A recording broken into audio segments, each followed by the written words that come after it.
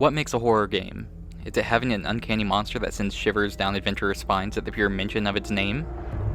Is it a spooky atmosphere which upends your nerves with each step taken forward? Is it jump scares that send your heart racing upon the shock of their reveal? Welcome to the Game Analyst, where I do a deep dive into a theme or game mechanic to see what interesting consequences the design has on the audience. Today, I am fascinated with what constitutes a horror game, or even horror media in general, and I have found no better example than 2015's gothic masterpiece by FromSoftware, Bloodborne.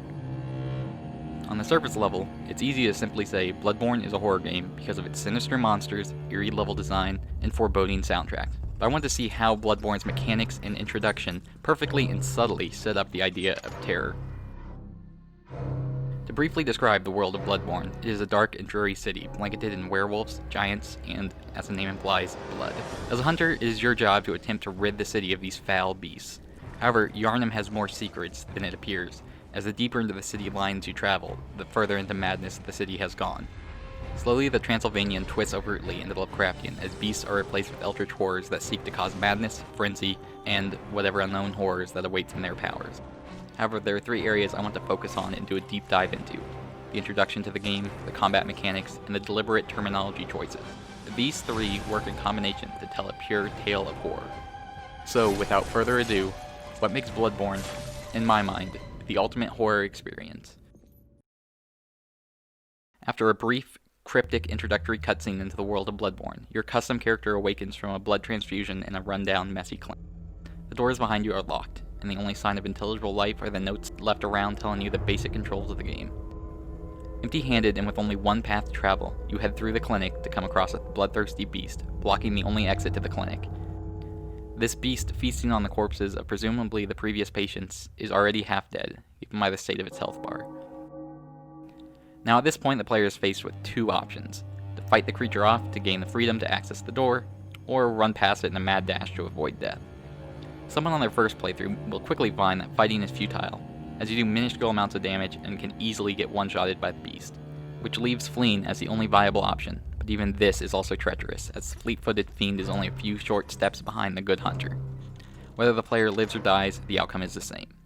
The game is instinctively stating that you, the player, are an insignificant weakling in this world. An injured beast and one of the most basic enemies in the game just proved how easily it could annihilate you.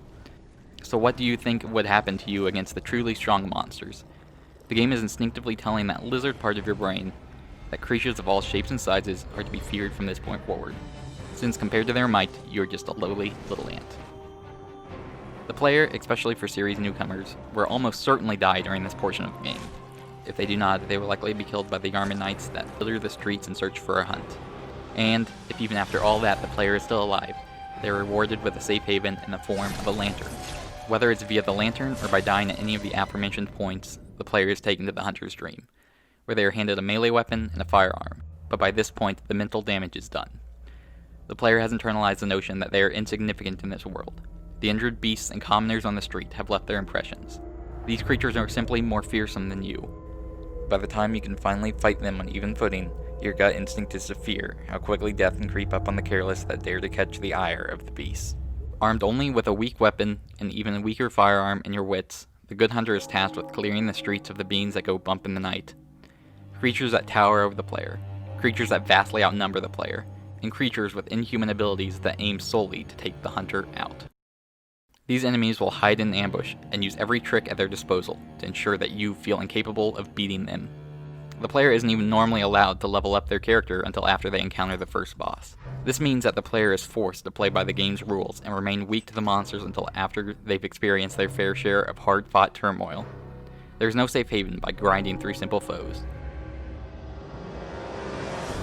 And this can prove challenging, as these foul fiends can slay even the most experienced and high-leveled of hunters in just a few swings, let alone what could happen to a hunter braving their first outing.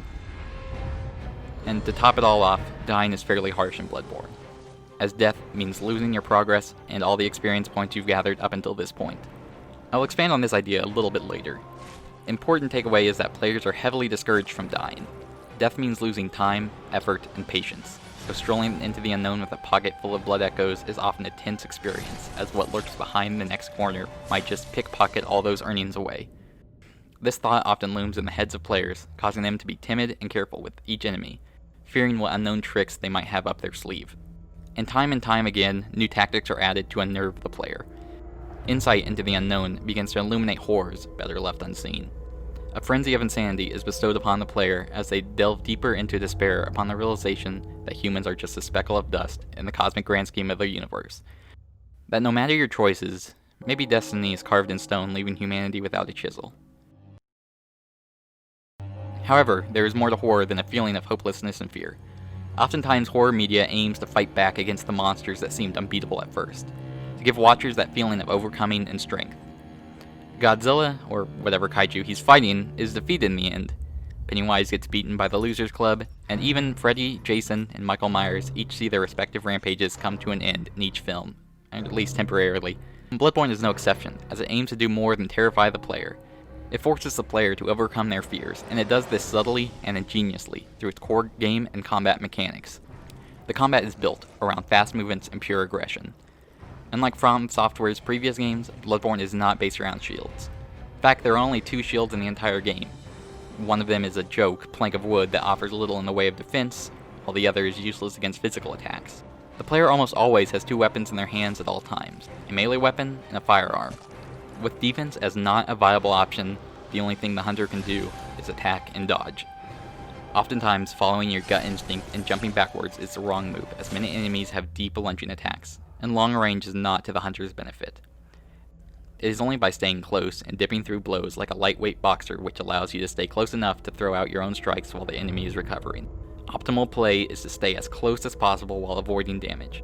While this can prove difficult for panicked players afraid of taking damage, those that can overcome that feeling are heavily rewarded.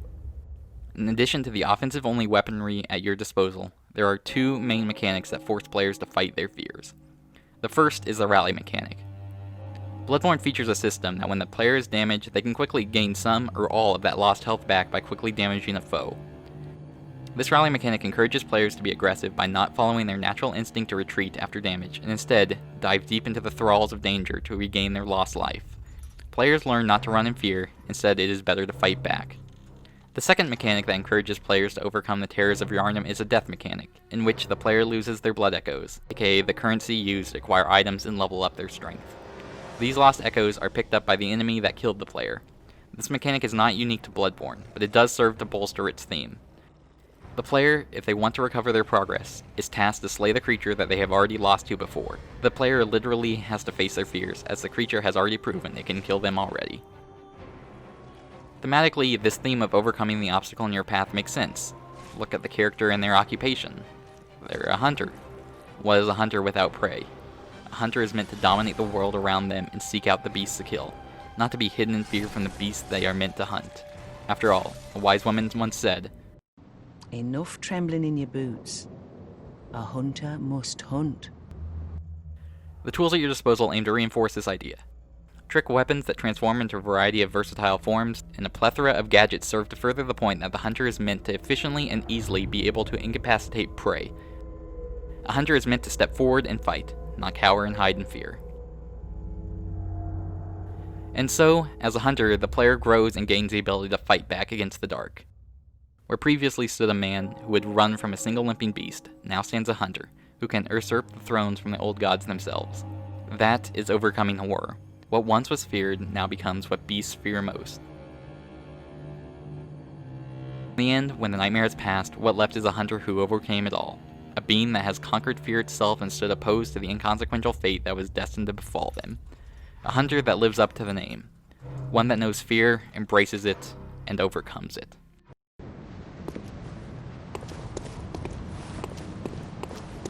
Still lingering about. What's wrong? A hunter unnerved by a few beasts. No matter. Without fear in our hearts, we're little different from the beasts themselves. If you're still here, thank you for watching. This is my first attempt at something like this, so if you enjoyed it, let me know below. I have other games for deep dives like this one, and had a lot of fun writing this. Nonetheless, thank you for watching, and Godspeed.